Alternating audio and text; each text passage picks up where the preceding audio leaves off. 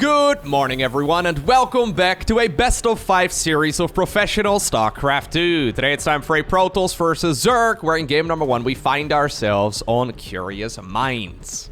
Spawning right here in the top left-hand corner of the map, playing with the blue Zerg drones from South Korea, we have a Rogue, and his opponent in the opposite corner with the red Protoss pieces. Likewise also from Korea, we're looking at herO's main Nexus. herO, of course, ridiculously good Protoss player. He's been the rank 1 Protoss in the world for the last couple of months, and he's looking very strong. He's really shaken up the PvZ meta quite a bit with that heavy gateway approach, so I haven't quite seen enough of that just yet myself, okay? I would like to see a little bit more of that as well, so he'll probably bring that out because he's been playing that in like 90% of his games over the last couple of weeks. Anyhow, he's apparently not even afraid to go for a pylon right over here on the low ground too, which is a little bit ambitious, right? I mean, I've said this 1,000 times before in previous casts, but as a Zerg player, as soon as I see you putting a pylon on the wall off, the first thing I think of is Baneling Nest, Baneling Nest, Baneling Nest, blow it up, Baneling Nest, Baneling Nest, right? That's what I want to do right now if I were to be in Rogue's shoes. Then again, Rogue, of course, well, very seasoned StarCraft player. He's got over $1 million as far as StarCraft 2 earnings go, as far as just tournament earnings as well, so sure, his team salary is nothing to scoff at either. Mr. Rogue, yeah, probably not gonna go for the Baneling Nest. The thing is, right, as soon as you do go for a Baneling Nest, there's oftentimes immediately like a follow-up wall behind the very first wall, and it doesn't really work out very well. But anyways, that's what I think of. I found out, I think it was Sue, right, a little while ago, that I'm not the only one that apparently has that in his mind as well. It's almost like a bait, though. Protosses definitely know what they're doing at this level when they put the structure right over there. Anyhow, today I'm also testing out a new observer interface. Well, it's not really new, because, I mean, it looks identical. It's an updated version of the StarCraft 2 observer interface that I've been using for a while already. So it's been updated by Ali. In case you're interested, I'll go ahead and post a link to it down below in the description of this video too. But basically, there's a couple of new graphs, okay? So I've got this one right over here, right? I think I've shown that one in a previous video too. Right, so this is the income advantage over the last 10 minutes, which is pretty cool. Then we've got the army size, which plots the army size right here of both players, okay? Also pretty cool. We've got the resources lost, also plotted over the last 10 minutes. Maybe that will be useful after like an engagement or something along those lines. And then we have, this is my favorite probably, the resources gathered tab. I think this will be useful, especially if the Zerg decides to go for like a very inefficient unit composition. That can only really be, explained by having a lot more stuff, right? And usually they'll have a significantly bigger income. Anyhow, now that I've shown you guys those graphs, I will probably forget about using them. Let's be real. I'll probably forget about it right now. Yeah, I'll try and remember. There's gonna be useful moments where I wish I had that info, but then I probably forget the hotkey for it. But either way, shout out to Ali for updating the interface. That's pretty cool. New features always are welcomed. Apparently StarCraft 2 replay files contain a ridiculous amount of information. And yeah, only a very small amount of it is actually being used. It said in the patch notes, by the way, for the updated observer interface that there were also indicators on the production tab of things that were being chrono boosted. And I tested this out in another replay. I don't think that's working. Anyhow, here we go again, guys. This is something that herO has been doing. So you open up with the oracles. That's okay. Thought he wasn't gonna respawn. You open up with the oracles, and then you go into the Twilight Council together with. So there's the Nexus being chronoed. I don't see anything right. Wait, maybe it's on the structures tab. I don't even know where the indicator would be. If you guys see an indicator on chrono boosted things somewhere in the interface, let me know. Maybe if we chronos these two here in a second, we're gonna see an indicator on that. I'm not entirely sure. Anyhow, this is something that Mr. Rogue is gonna have to deal with though, because herO has been doing the same thing over and over and over again. I don't think it really comes as a surprise to anyone at this point, but he's gonna go mass gateway. Gotta say, I'm actually a big fan of this playstyle. It's very fun. Yeah, there's only a handful of Protosses that really seem to be able to make it work, though. A lot of Protoss players are not too keen on playing this heavy gateway style. It's very different from what they've historically been doing. But if I get to choose between like I'm not gonna attack you for 20 minutes until I'm maxed out on carrier style, or if I get to choose this one where we go for like, you know, 14 gateways and we're just at each other's throat the entire game long, I'm definitely gonna favor this one. So this is a pre-6 minute 4th Nexus right here from hero. So he's just trying to be as much of a jerk as possible with those oracles. And as long as you're busy with those oracles, Zerg can't really put a lot of their attention on counterattacking and, you know, moving the queens across or anything like that. So you can basically skip most of the static defense at your 3rd and your 4th base. You can get a 4th base up and running very, very early on. So it's double upgrades even. So it's double forge. Yeah, it's very greedy. Like, it's difficult to do in your own games, but when you see someone who's really good at it, hero makes it look effortless. Anyways. Rogue is amongst the all-time greats, though. Definitely one of the very best players in the world. He's won practically everything from a world championship to, well, the GSO Codes, obviously, and basically everything, right? Katowice as well, if I'm not mistaken. This guy is super good. So maybe he's figured out a way to deal with it. This is honestly starting to hurt quite a bit. You know what we can do? We can have a look at the income tab. Look at that. So the income advantage over the last 10 minutes, despite the fact that Zerg has had a very good amount of workers, look at this. That's just because Protoss was forcing all those drones to be pulled away. It is basically in favor right here of the Protoss the entire time long. That's pretty sick. So that's what's going to ultimately also allow him to get... How do I close it? That's going to ultimately allow him to also get more stuff out. So how many gateways are we on right now? We're only at 8. He's definitely going to add on more here in a second. Yeah, so there's 2 more coming up. Wouldn't be surprised if he sees... What? A 5th Nexus? Pre-8 minutes? Okay, then. So this was before the 6-minute mark, a 4th Nexus, and before the 8-minute mark, a 5th Nexus? Yeah, so those oracles, even though they haven't killed a lot of workers, they have bought enough time. So Protoss at this point hasn't really lost a whole lot yet. Yeah, look at that. Sorry, I like graphs, okay? Don't judge me. There will be people that are watching this that understand my, you know, my feelings. Like, the thing is, historically, StarCraft players have always had Zerg as the race that had the most income, right? But somehow, some way, Protoss have been saying, look at me, I'm the Zerg now. Get on my level. He's even adding on an additional oracle. We're gonna go 5 oracles? Man, hero has been developing. Look at the... Are you... A 6th Nexus? 1, 2, 3, 4, 5. Yeah, I can count. A 6th Nexus before the 9-minute mark. Are you for real? Zerg is on 4 base. Hero's absolutely toying with his food. Now, he needs to be careful. Because while he's investing a ton of money here into infrastructure, obviously he's not spending it on actual army units. So there's a very good chance that Rogue is just going to smash him in his head here very soon. Just because he's got more stuff. Alright, more stuff to spend on money, or on army anyways.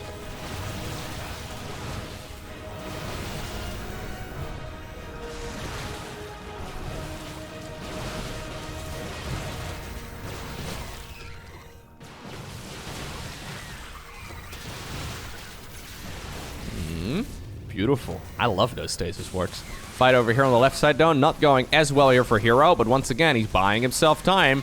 He's mining with more workers than his opponent is. I mean, even if the Banelings right now roll into the Stalkers, it's really not that amazing here for Rogue. Like, Rogue doesn't have economy at this point to really replace those lost units. Huh.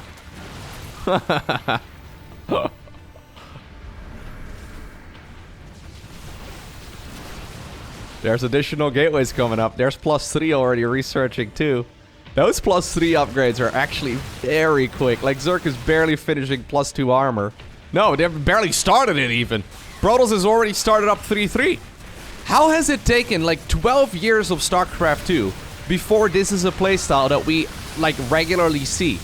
Like Stalkers, Zealots, Oracles, those are not units that have seen significant changes over the years, right? Like we've had that impact damage from the charge removed and all that, right? Like there have been some adjustments made to those units, but in their current shape, they've been like this, I think, for years. Maybe I'm missing something, but it's...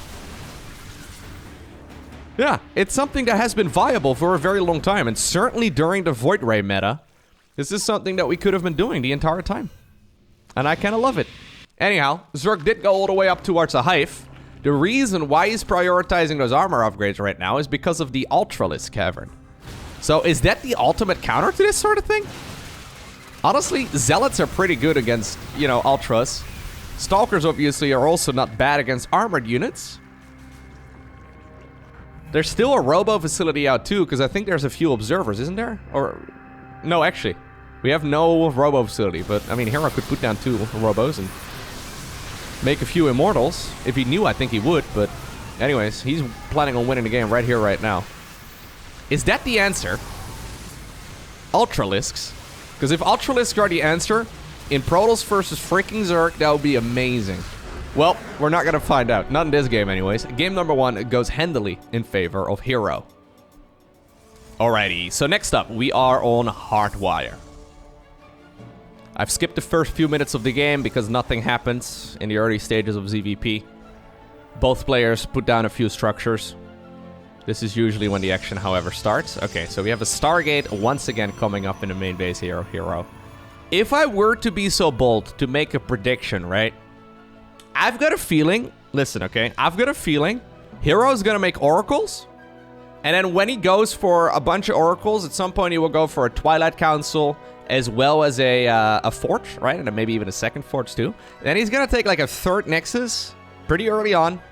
He's gonna take a 4th Nexus really early on too. And then he's gonna go for like a 5th Nexus, probably also very early on. If he can pull all of that off, he's gonna be in a fantastic spot once more. It's up to Rogue to try and not lose. Yeah, not entirely sure how he could have done a better job not losing though in the first game, because I don't think he really took a lot of damage from those oracles. It's just that constantly he was being, yeah, pushed around. By the way, I've noticed this as well in some replays right now. Like, there have been some updates made to, like, game heart and the unit interface and all that. For some reason, the cleaning bots and the Roombas and everything, they've all been visible. And, like, the mineral fields are also, together with the gases, visible through the fog of war. Now, this is only for me as the observer for this game, not for the actual players. But it throws me off a little bit. I don't know if I like it. Don't know if it's a bug or a feature. There it is though, 3 minutes and 40 seconds. Okay, maybe 42 seconds on that Nexus. That is super quick. Okay. Oracle in the main base, getting a couple of kills, forcing out Spore Crawlers. He's not done yet. Honestly, this is a better start than we had in the previous game.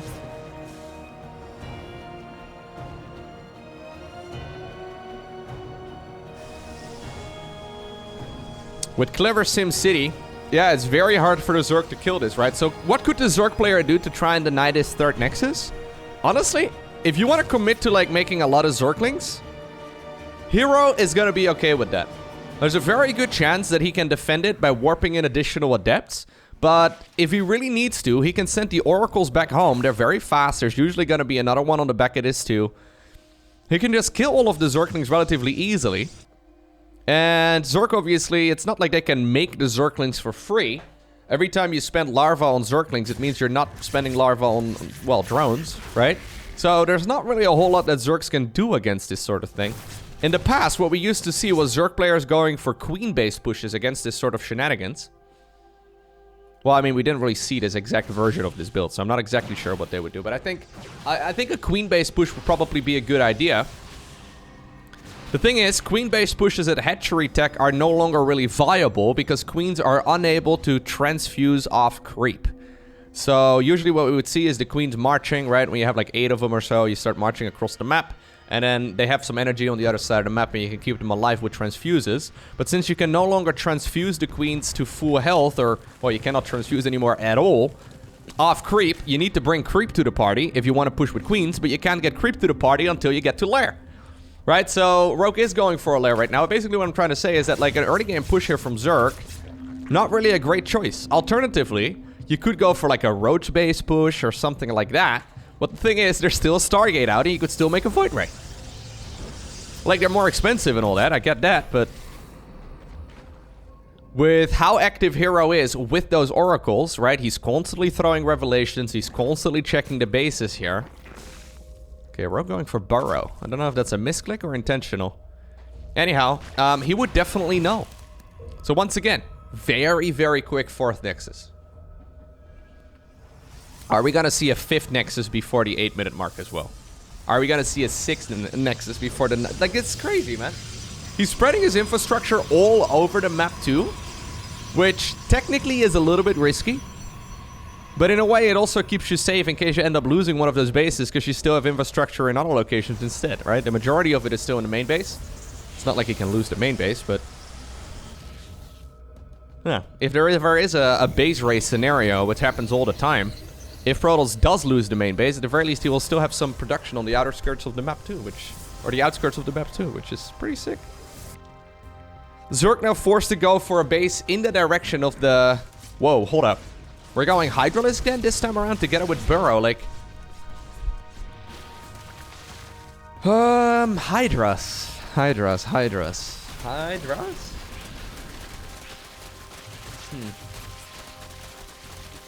So one style that's good against this sort of army comp is Lurkers. There's the double Robo though. I think hero probably picked up on the Hydra then. Yes, he did. So even though he didn't go for a... He didn't go for a very quick Robo facility or a Robo facility at all in the previous game, I think he's probably anticipating the potential maybe for a Lurker transition. Anyways, for now it's going to be 13 Hydras. They're going to suck until they have both of their upgrades done. Maybe Rogue has got some sort of timing attack in mind though. Because he's making a lot of army right now. So he's going double upgrades over here. I have seen players stop this mass gateway pushing by going Lurkers. Now obviously Lurkers are also not an early game unit, so you gotta make sure you don't die. 8-minute mark, by the way, coming up. No 5th Nexus just yet, so I think that additional money now is going into those Immortals here instead. So I think hero's probably reading this as a Roach Hydra based army. There are some Roaches in this army, but I think it's mostly gonna be Hydras. Okay, the thing about Hydras, right, is that like half the Protoss units in the game are good against Hydras. Like the obvious ones are units like, for example, well, Colossi and, you know, Disruptors and Storm and all that, right? But even basic units like Zealots, which sounds a little silly, but they're surprisingly good against a lot of Hydra-based unit compositions. Yeah, so exactly. 8 additional Zealots are coming up right away as soon as Hero saw that. Like, wait a second, you're very heavy into this. He could even add on a Robo Bay too. Okay, instead he decides to go for a Templar Archives.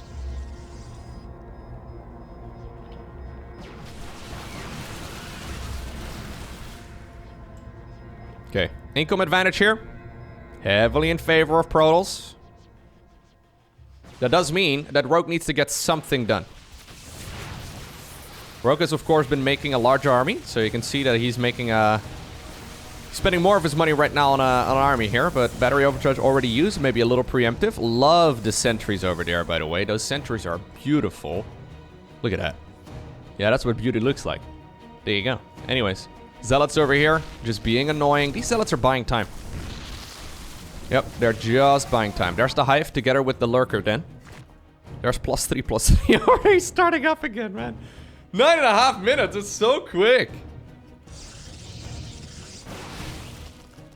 Yeah, so Hero is still evolving this playstyle too, which is really cool. It's not like it's a one-trick pony sort of unit composition either, right? Like he is continuously getting better at using it, and he's showing flexibility in it too, which is when you're playing a new playstyle. Okay, that was a misclick, sadly. He could have killed that base. When you're playing a new playstyle, you gotta make sure that it's flexible.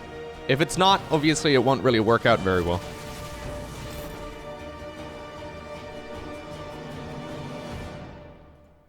Yeah, the +3/+3. Ay, that's so quick. Alright. Well, here's the Immortals. Immortals absolutely tear Roaches apart. Rogue did add more Immortals into the mix. So it is just gonna be Hydra Roach, but... Okay, there's a bunch of army coming in from the north as well. No Guardian Shield. Hello. Guardian Shield? No? No Guardian Shield. There it is. That was a little bit later than you wanted. Yeah, Sentry right over there on the front. Good targeting by Rogue as well, getting rid of that very quickly. But most of the Immortals are still alive.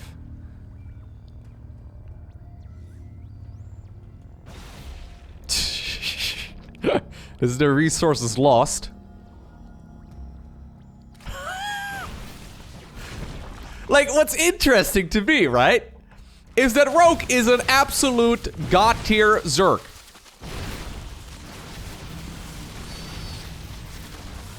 Like, it's... He's getting toyed with. Like, don't get me wrong, he's still in a good position here in this game. He's got a hell of an army, he's maxed out. Did lose a base just now, but he is constantly on the back foot. Right? Like, maybe he can come and swing a good punch here in a second and still obtain the victory.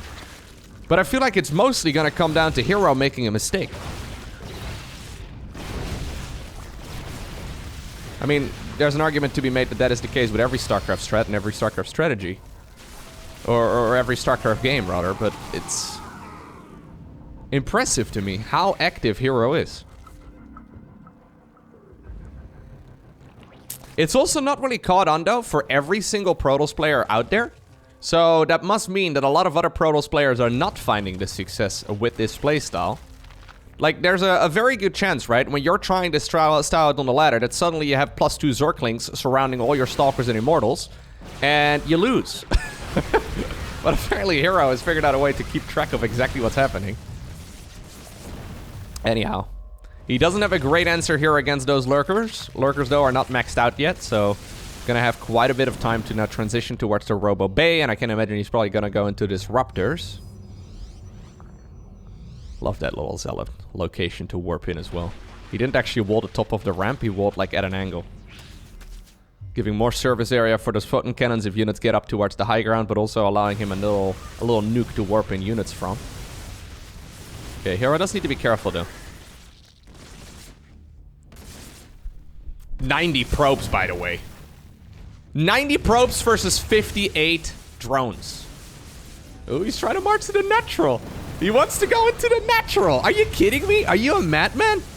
Alright. Well, that base is super dead.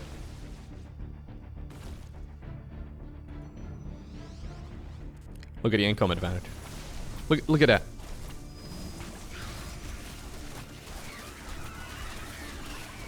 I need to learn the hotkeys, guys. I'm practicing, okay? This is caster practice right now.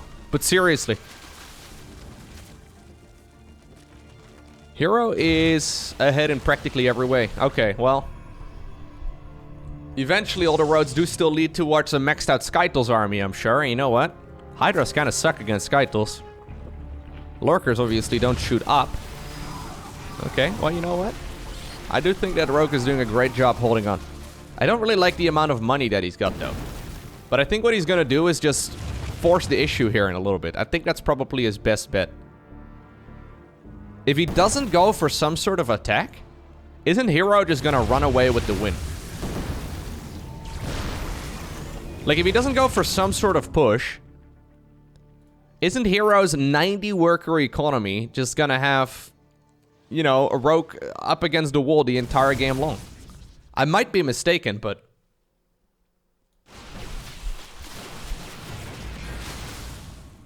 Okay. So there's the carriers coming up. In the middle of all of this, Rogue hasn't really been scouting much. He's just trying to not die. So he doesn't actually know, but he's feeling that something's not quite right. He feels the passivity right now here of the Protoss player, so he's going into Vipers, he's going into Aspire. I would love to see the upgrades already for the Skytles units. Primarily the Cybernetics Core upgrades. I also would love to see a Zergling run by. Okay, there's another Nexus coming up.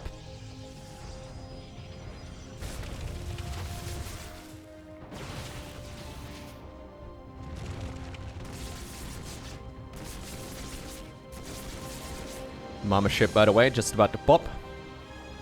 I love the way that that is also rallied on over in that direction, so I'm pretty sure is going to start cloaking those outer bases, which is going to make it difficult for Zerg to pick up the bases, even the ones that don't really have a lot of static defense in them. Like, if you have a mama ship cloaking all this, I mean, obviously you got to be careful you don't get it abducted, but...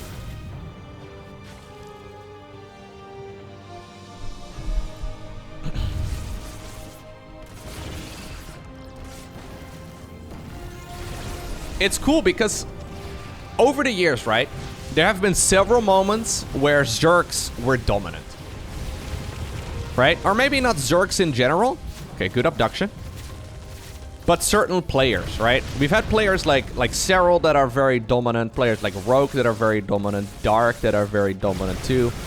Then we've had Terran players like Maru that's very dominant, Cure obviously won that GSO code S, right? Immortals over here, by the way, killing stuff. But like, what's missing from that list is a very dominant Protoss.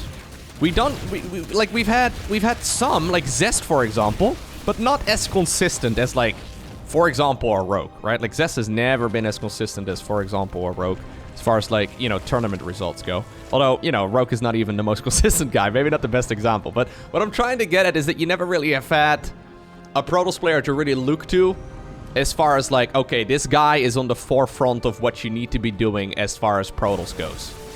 That's not really happened as often as it has happened with Terran and Zerg at the very least. And it's cool to see that hero really seems to be taking, taking the lead. Here goes the mama ship. You know what this looks like? Oh, he was gonna do it.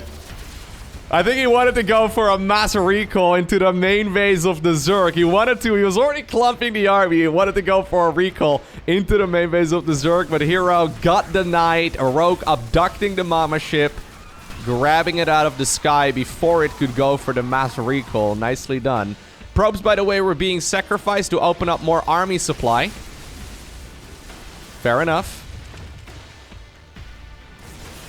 Look at Hero's Bank. Like, normally this is the Zerg's, like, situation. Like, normally the Zerg is the one that has all the economical advantages right now. Like, Rogue is getting to a maxed out army. So he's gonna be able to make his death ball and stuff, but it's a freaking death ball with some roaches. Like, you know, it's not like Hero can just go and win right here, right now, although, you know, we are getting awfully close. There's not really that much army here for the Zerg that actually shoots up. Like, we have 14... We have 14, well, 13 Spore Crawlers. That's not that many. There have been many games where we've seen like 50 to 100, right? Like, that's obviously on the extremer end of things, but not a crazy situation to be in. There's only Hydralisks for anti-air. Rogue doesn't have a bank to just, like, lose those Hydras or those Roaches and go for, like, I don't know, a 30 Corruptor transition. He doesn't have that money. He's not even remotely close to that level of money either. Whereas Hero right now, he still has those gajillion gateways from earlier. 11. And he's going to be able to remax this.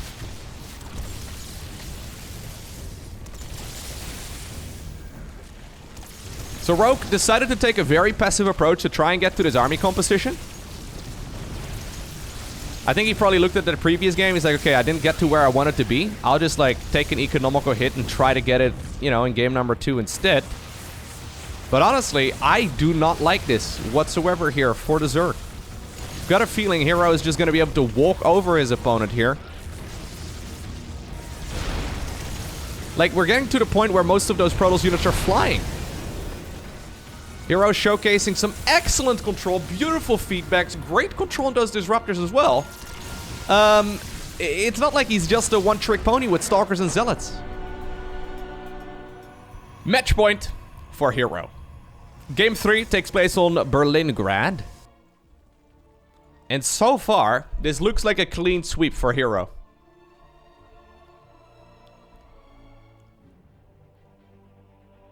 I'm trying to think here. What should you do if you're Rogue? Back in the day, there were strategies where Zerg players would focus on very quick melee upgrades.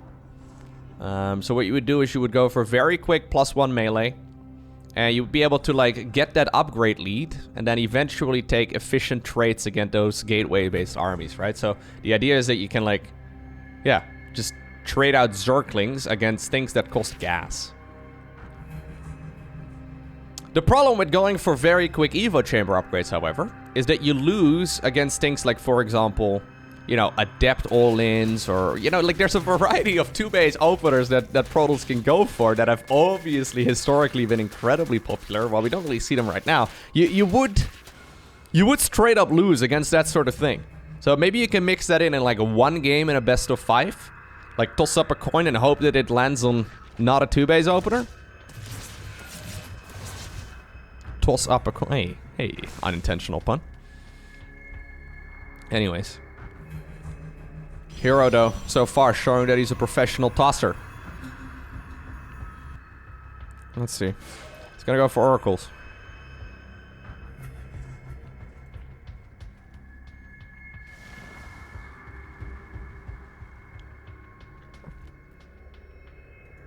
He's gonna go for a third Nexus. 3 minutes, 45. 43.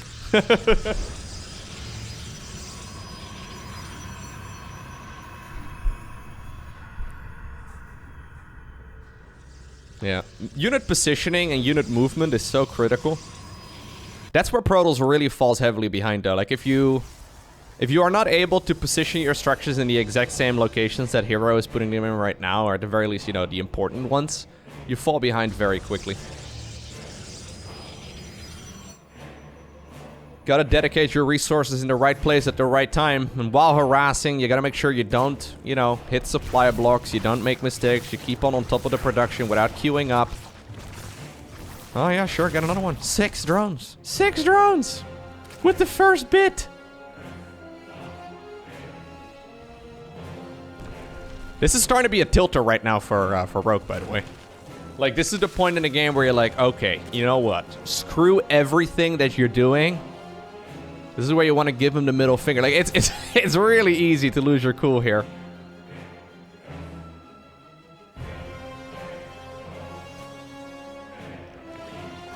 Charge first this time around rather than blink. Once more, a little bit of flexibility. Ooh, he's pulling probes out of gas. Okay, so he pulled 6 probes out of gas. Oh, are we gonna go for a nasty one? Is that the plan? If we're gonna pull probes out of gas in the main base too, this is gonna be a proper nasty one. So, obviously, zealots don't cost any gas, right? So if you got the +1 coming up, you got the charge coming up, you've got the structures and everything, you don't need to spend gas on that anymore. You can just warp in a ton of zealots and just mine gas instead. We'll have to see if he decides to go for a very quick 4th base as well. But so far, I believe he's spending his additional money here on gateways instead.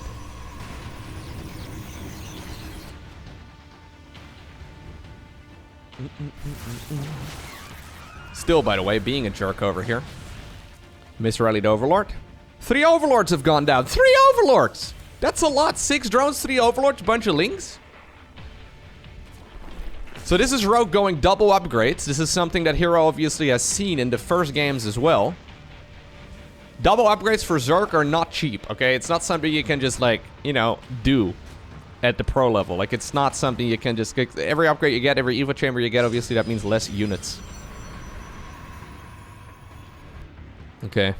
Charge is done. +1 melee is almost done as well. +1 melee makes it so that those zealots only need 2 attacks to kill a Zergling rather than 3. Huge, huge improvement. Oh my god. Alright. Reinforcing pylon's not even done yet. This is dirty. Where's those oracles? Where'd the oracles go? Oh, they're just here? Okay. Don't know why they're not helping out, but fair enough. Mining out the little mineral field right over there in the middle, too. Allows you to start working on those structures. I mean, what about... Okay, I was gonna say, what about sniping the Roach Warren? But apparently he doesn't need it. Hero just 3-0'd Rogue.